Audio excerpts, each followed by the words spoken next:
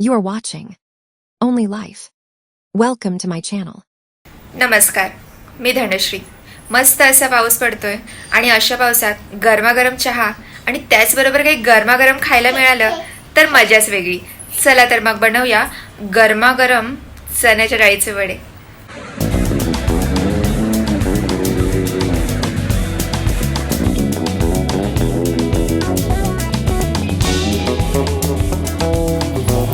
एक चमचा तेल टाकून घ्यायचं.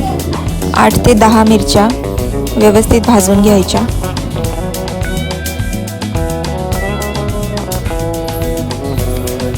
चार ते 5 मिनिटं झाली की गॅस बंद करून मिरच्या थंड व्हायला बाजूला ठेवून द्यायच्या.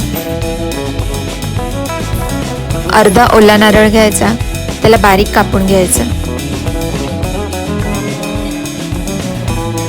त्याच्यात 2 हिरव्या मिरच्या, थोडीशी चिंच, 4 ते 5 लसणाच्या पाकळ्या आणि आपण थंड करायला ठेवलेल्या मिरच्या घ्यायच्या. हे सगळं मिक्सरच्या भांड्यात टाकून व्यवस्थित बारीक करून घ्यायचं.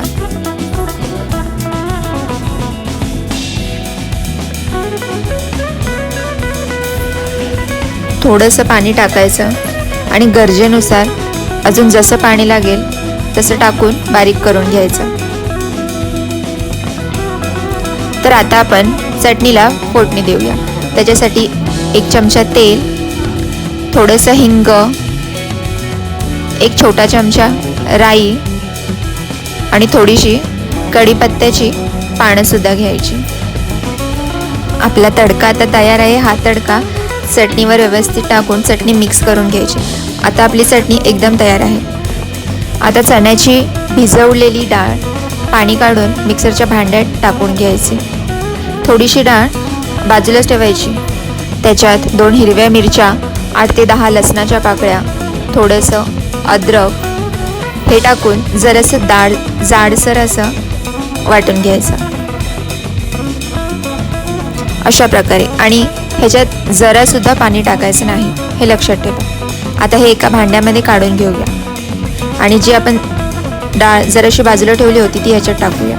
कढीपत्त्याची पानं मी बारीक कापून घेतलेली आहेत, तुम्ही अख्खी टाकली तरी चालेल. त्याच्यात 1 छोटा चमचा जिरा, 1 छोटा चमचा मिरी, 1 छोटा चमचा धणे, 1 छोटा चमचा जिरे आणि 1 छोटा चमचा बडीशेप हे सगळं टाकून घ्यायचं.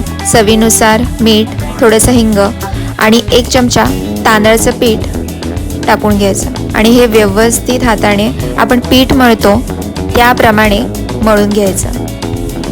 मळताना जर पाणी जास्त आहे असं वाटलं तर 1 चमचा तांदळाचं पीठ अजून टाकलं तरी चालेल. तर अशा प्रकारे आपल्याला मळून घ्यायचं आहे.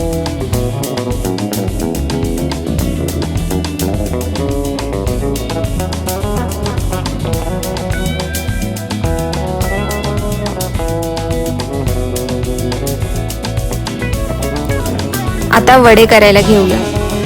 तेल गरम करायला ठेवायचं आणि तेल गरम झालंय का हे बघण्यासाठी थोडंसं पीठ टाकून बघायचं. ते लगेच वर आलं आणि तरंगायला लागलं की आपले वडे टाकायला घ्यायचे.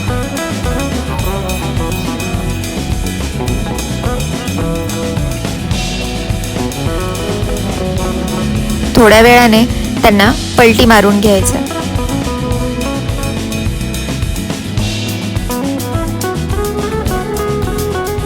अशा प्रकारे हलके लालसर झाले की बाजूला काढून घ्यायचे.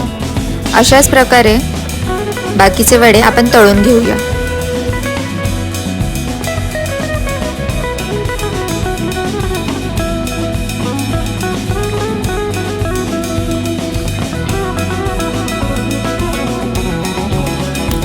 आपले सगळे वडे तयार झालेले आहेत. तर आपण आता खाऊन बघूया.